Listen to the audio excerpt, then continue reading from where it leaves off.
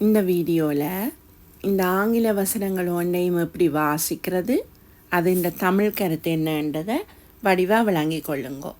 இந்த வீடியோ நீங்களாக ஆங்கில வசனங்களை உருவாக்கி எழுதுறதுக்கு உங்களுக்கு மிகவும் உதவியாக அமையும். பாருங்கோ, education is the prominent wealth in our life. Education is the prominent wealth in our life. Education என்றா கல்வி. prominent என்றா எழுதி வச்சுக்கொள்ளுங்க. prominent முக்கியமான. prominent என்ற வேர்டுக்கு தமிழ் கருத்து முக்கியமான.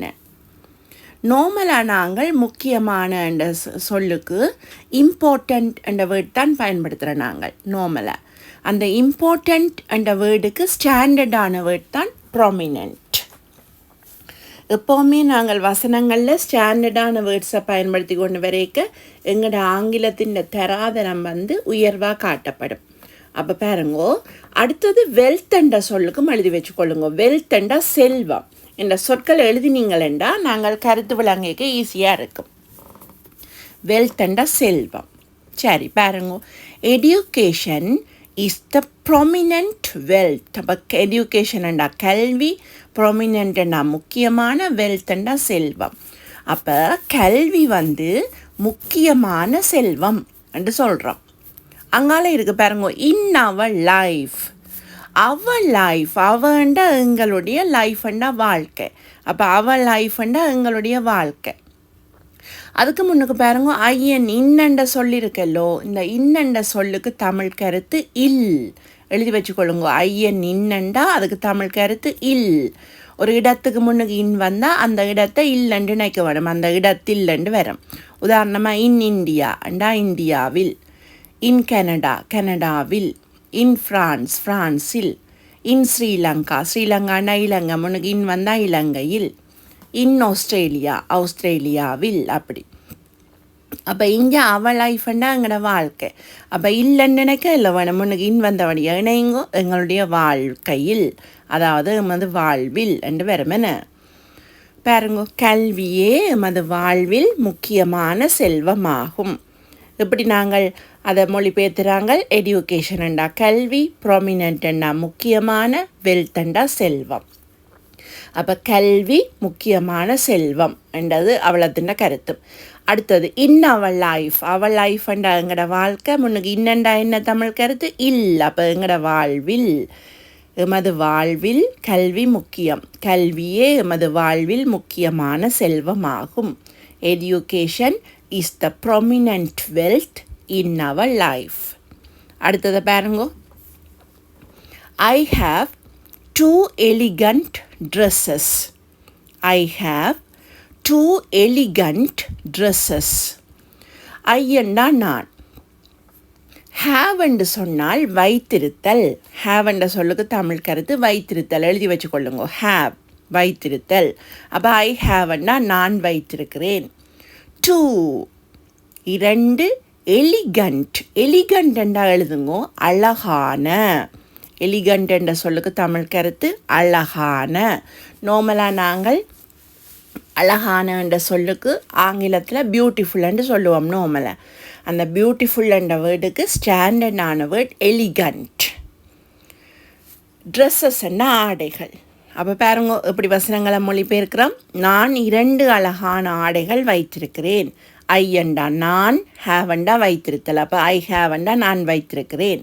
2 2 எலிகண்ட் அழகான, ட்ரெஸ்ஸஸ் ஆடைகள். நான் 2 அழகான ஆடைகள் வைத்திருக்கிறேன். ஐ ஹாவ் 2 எலிகண்ட் ட்ரெஸ்ஸஸ். இந்த வசனத்தில் எலிகண்ட் என்ற சொல்லு முக்கியமான சொல்லு. அழகான எழுதி வச்சுக்கொள்ளுங்க மறக்காமல். அடுத்தது, my friend is a bibliophile. My friend is a bibliophile. பாருங்கோ, மை ஃப்ரெண்டண்டா எனது நண்பன். என்று சொன்னால் ஒரு, எந்த ஒரு ஆங்கில வசனத்திலையும் என்ற சொல்லியிருந்தால் அதுக்கு தமிழ் கருத்து ஒரு. அப்போ மை ஃப்ரெண்ட் எனது நண்பன், ஒரு எனது நண்பன் ஒரு. பிப்ளியோஃபைல். பிப்ளியோஃபைல் முக்கியமான சொல்லு, புத்தகங்களை விரும்புபவர், அதாவது புத்தக பிரியர். எழுதி வச்சுக்கொள்ளுங்க. பிப்ளியோஃபைல் புத்தக பிரியர். யாராருக்கு புத்தகங்களில் சரியான ஆசையோ அவையை சொல்கிறது பிப்ளியோஃபைலண்ட், புத்தகங்களை விரும்புபவர், அதாவது புத்தக பிரியர். பாருங்கோ, அப்போ எனது நண்பன் ஒரு புத்தக பிரியர். மை ஃப்ரெண்ட் எனது நண்பன் ஒரு பிப்ளியோஃபைல் புத்தக பிரியர். எனது நண்பன் ஒரு புத்தக பிரியர். இதில் பிப்ளியோஃபைல் என்ற சொல்லு வந்து மிகவும் முக்கியம், எழுதி வச்சுக்கொள்ளுங்க. புத்தகங்களை விரும்புபவர், அதாவது புத்தக பிரியர். அடுத்தது, that person is an insolvent. That person is an insolvent. That person, that என்ற அந்த person என்ற மனிதன், that person அந்த மனிதன். அன் என்று சொன்னாலும் அதுக்கு தமிழ் கருத்து ஒரு தான், அன் என்றாலும் ஒரு. அப்போ தட் பர்சன் அந்த மனிதன், அன் ஒரு. இன்சால்வெண்ட் கடன் தீர்க்க முடியாதவர், அதாவது இப்போ கடன் அவருக்குள்ள கடனை கட்ட இல்லாமல் இருப்பிடமில்லோ ஆக்கள் அவையில் சொல்கிறது இன்சால்வெண்ட். அதாவது கடன் கட்ட முடியாத ஆக்களை, கடன் தீர்க்க முடியாதவர், இன்சால்வெண்ட். தட் பர்சன் அந்த மனிதன், அன் ஒரு, இன்சால்வெண்ட் கடன் தீர்க்க முடியாதவர். That person is an insolvent. அப்போ இதில் இன்சால்வெண்ட் என்ற சொல்லு மிகவும் முக்கியம். இன்சால்வெண்ட் என்றா என்ன? இப்போ கடனை வாங்கிட்டு திருப்பி கட்ட முடியாத ஆளை சொல்கிறது இன்சால்வெண்ட். கடனை தீர்க்க முடியாத இருக்கிற ஆளேன்னு, கடன் தீர்க்க முடியாதவர். அடுத்த வசனங்களையும் அவதானிங்கோ. The farmer is cultivating the paddy. The farmer is cultivating the paddy. பாருங்க, farmer என்றா விவசாயி, farmer. cultivating என்றா பயிரிடுதல். எழுதி வச்சுக்கொள்ளுங்க. cultivating என்ற சொல்லுக்கு தமிழ் கருத்து பயிரிடுதல், cultivating. எழுதிட்டீங்களோ? அடுத்தது, paddy என்ற சொல்லுக்கு தமிழ் கருத்து எழுதுங்க. paddy என்றா நெல், paddy நெல். என்ன கருத்துக்களை எழுதி வச்சிங்களேண்டா நான் உங்களுக்கு வசனத்தின் கருத்தை மொழிபெயர்த்து விளங்கப்படுத்திக்க ஈஸியாக இருக்கும். அப்போ பாருங்க, த ஃபார்மர் விவசாயி, இஸ் கல்டிவேட்டிங் பயிரிடுகின்றார். என்னத்தை? த paddy நெல்லை. இப்போ விவசாயி நெல்லை பயிரிடுகின்றார். The farmer is cultivating the paddy. இந்த வசனத்தில் கல்டிவேட்டிங்கும் படியும் முக்கியமான சொல்லு. கல்டிவேட்டிங்கண்டா பயிரிடுதல், படியண்டா நெல். ரெண்டும் மறக்காமல் எழுதிட்டீங்க தானே. இப்போ அடுத்த வசனத்துக்கு போவோம். If I become a doctor I will establish a hospital for the poor people. If I become a doctor I will establish a hospital for the poor people. சரி, இது நான் தமிழ் கருத்தை பார்ப்போம். முதல் if I become a doctor அவ்வளோதுன்ற கருத்தையும் பார்த்துட்டு மிச்சத்தை அடுத்ததாக பார்ப்போம். என்றால் பிரித்து நான் விளங்கப்படுத்திக்க உங்களுக்கு விளங்கி கொள்வது ஈஸியாக இருக்கும். பாருங்கோ, இஃப் ஐ பிகம் அ டாக்டர்ண்டா என்னன்னு பார்ப்போம்.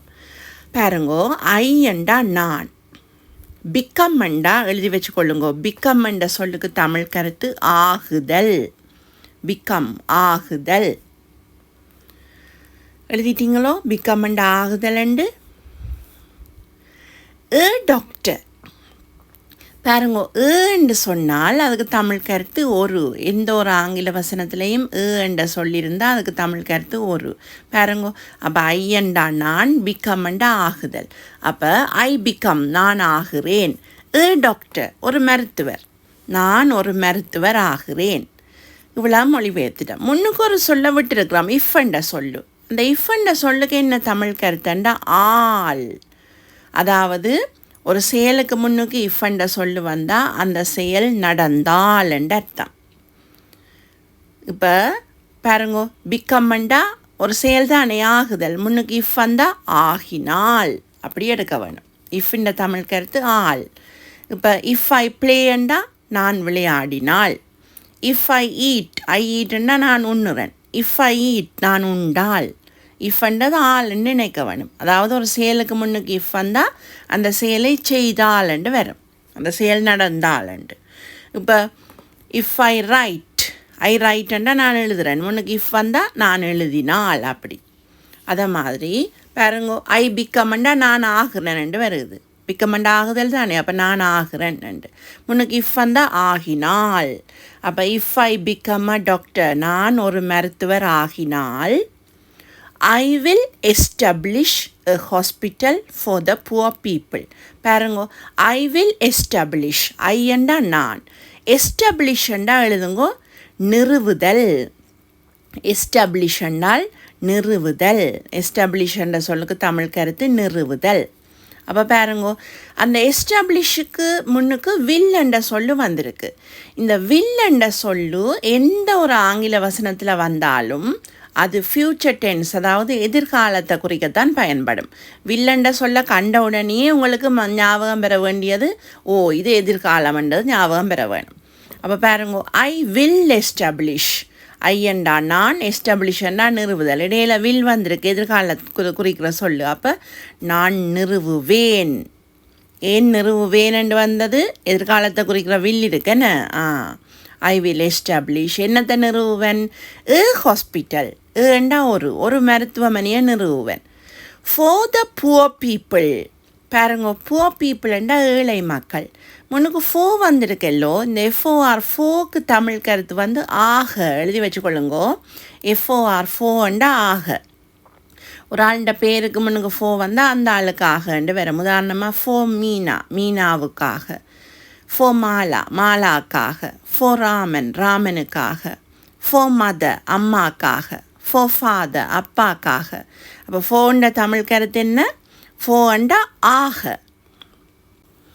அப்போ இங்கே ஃபோ த புவர் பீப்புள்ண்டா ஏழை மக்கள். முன்னுக்கு ஃபோ வந்தால் ஆகன்னு நினைக்கணும். நினைங்கோ ஏழை மக்களுக்காக அப்படி. அப்போ பாருங்க, நான் ஒரு மருத்துவர் ஆகினால் ஏழை மக்களுக்காக ஒரு மருத்துவமனையை நிறுவுவேன்.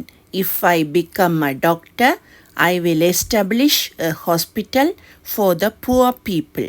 எப்படி மொழிபெயர்த்தினாங்கள், ஐ பிகம், ஐயண்டா நான், பிக்கமண்டா ஆகுதல். அப்போ ஐ பிக்கமண்டா நான் ஆகிறேன்.